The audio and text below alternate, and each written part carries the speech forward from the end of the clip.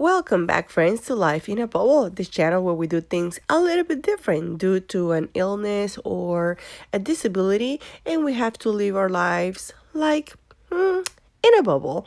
And let's start today with our new recipe, which is kombucha, homemade kombucha. Kombucha is called also sometimes the champagne of fermented drinks. You can make it at home.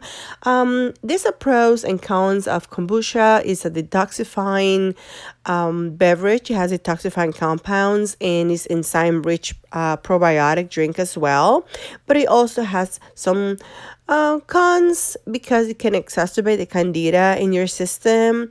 It's alkaline and is an acidic beverage. Contains caffeine and sugar. And the amount of caffeine and sugar content, well, you can actually be the one to decide how much it has. So just look it up and see exactly what kombucha is before you start drinking this beverage, which is really good, and you have complete control of how you make it at home.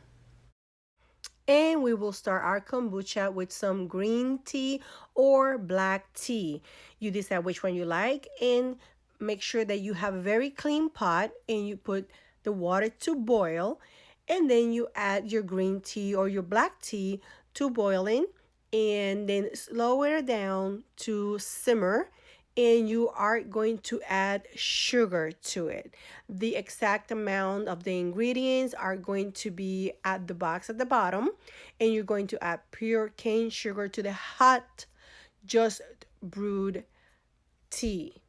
And we are going to let it just cool down, and this is how a Scoby looks like. Scoby is a symbiotic culture of bacteria and yeast.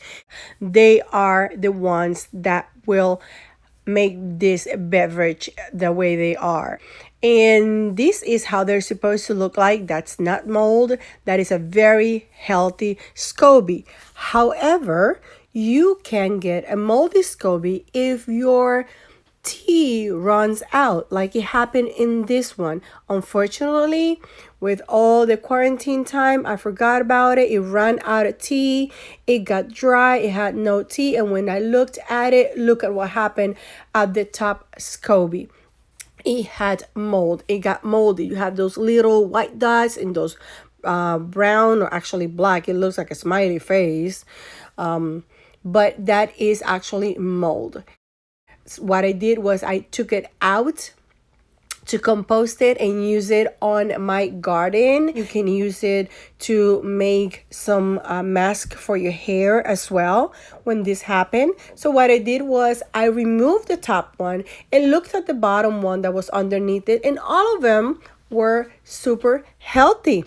They were nice. Look at the color. They were not dry. They were super healthy. So those are the ones that I use for my kombucha after this little problem that I had because I forgot about it. So I grabbed some mason jars. Yep, some of those mason jars that you can either buy at the store or you can reuse the ones that you buy with spaghetti sauce. Exactly those. I grabbed some mason jars and I put my scobies each on a mason jar, so that way I will make sure that they will really healthy and they will grow each of them separately in case that one of them, well, did have something that we didn't want in them.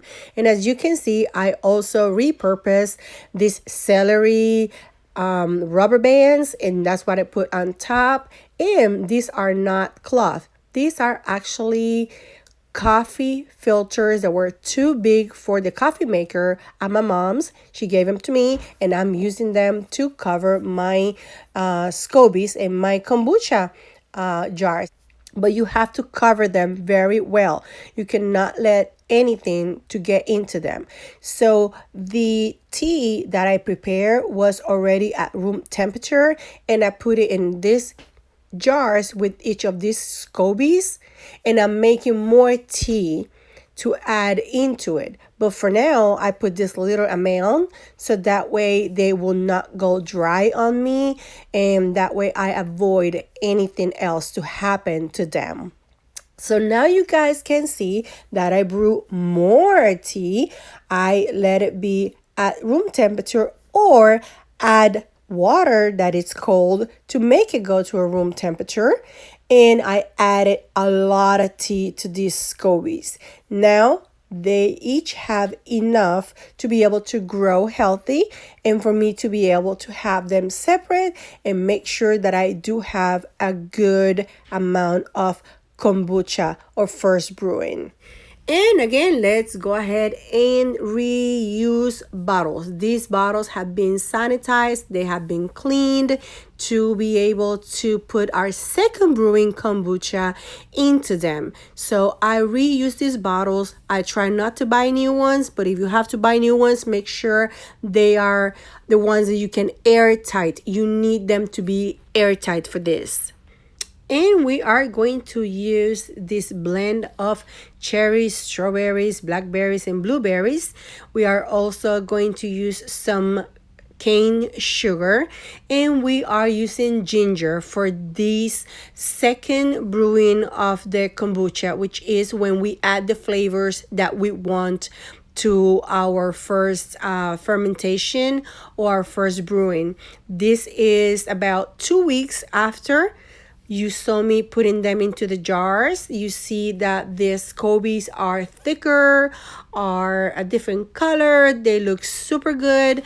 I blended the fruits and made like a pulp, and that's what we're going to use for our second fermentation when we add the flavors. And also we have ginger that we're going to add to our second fermentation to make kombucha out of fruits and also ginger. Those are the two flavors we're going to use this time for our kombucha.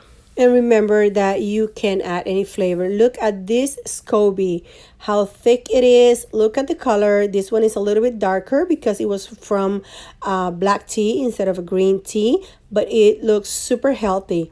Also make sure that your temperature on the hotel is between 72 and 74 degrees. You can get one of these thermometers that you can glue to your Scoby hotel so that way you know that the temperature is the correct one. We will have to leave the kombucha out for a couple of days. Sometimes I like to put it on my windowsill so that way the yeast would eat all of the sugar or most of the sugar from the tea and the fruits that we already added into it. So that way the fermentation goes on and it's going to form a little Scoby on top that you can either eat it or you can throw it away. You cannot use it again, but it will form this little Scoby, and I leave it out for a couple of days. Then I put it inside the fridge for 2 or 3 days so that way the fermentation stops, but then the carbonation stage will start. You see it has a little Scoby?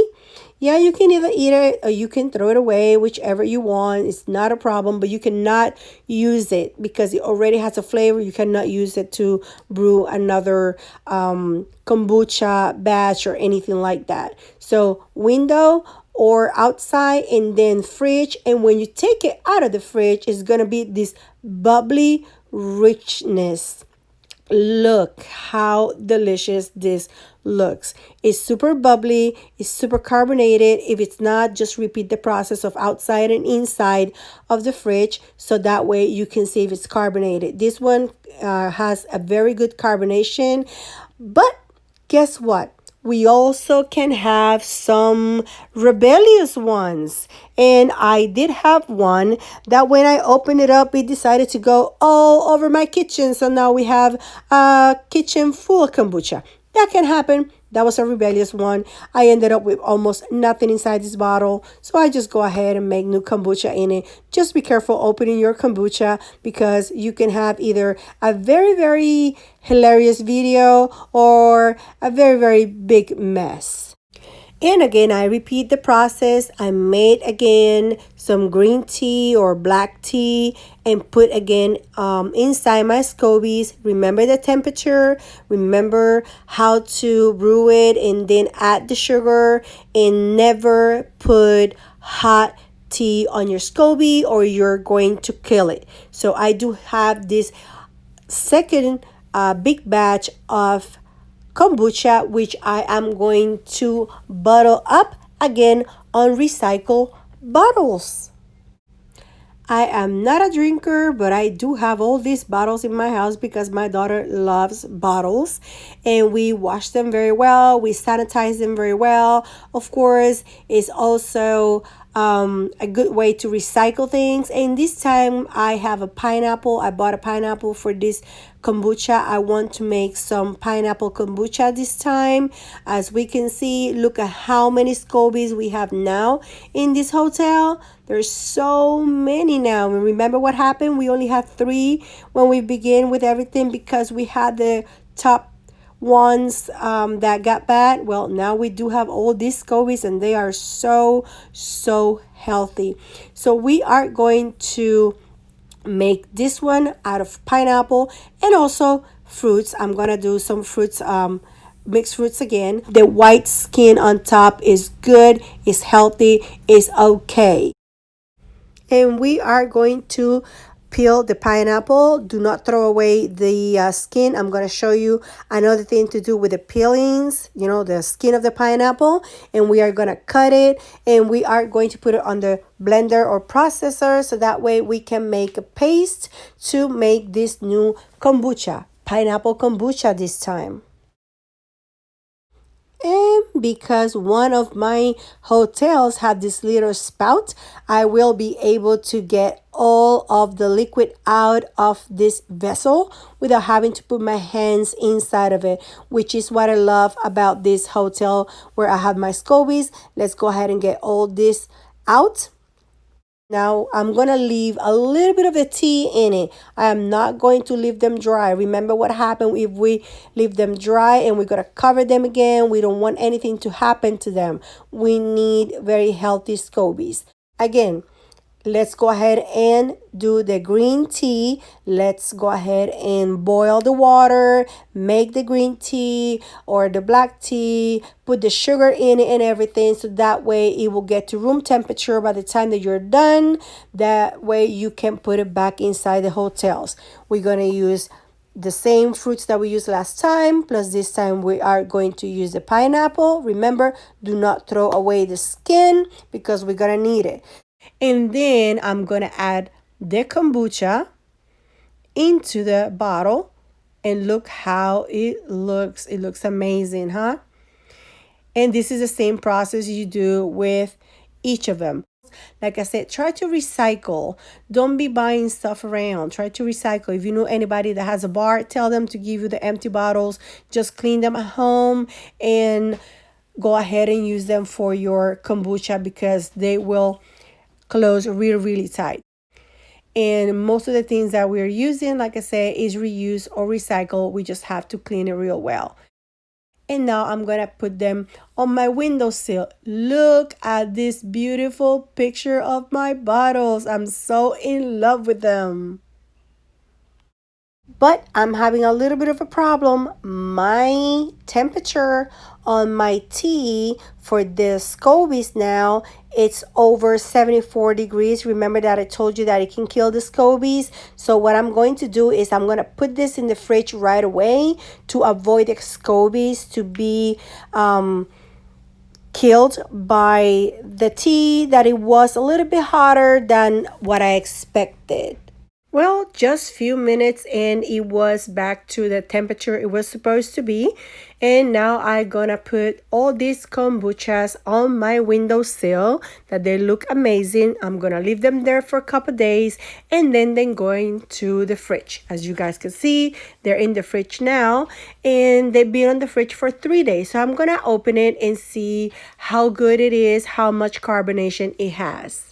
And we're gonna open carefully because sometimes, remember, they get rebellious. No, this one is good. I do not see a lot of carbonation. Let's give it a try. Let's see. So we're gonna try the taste.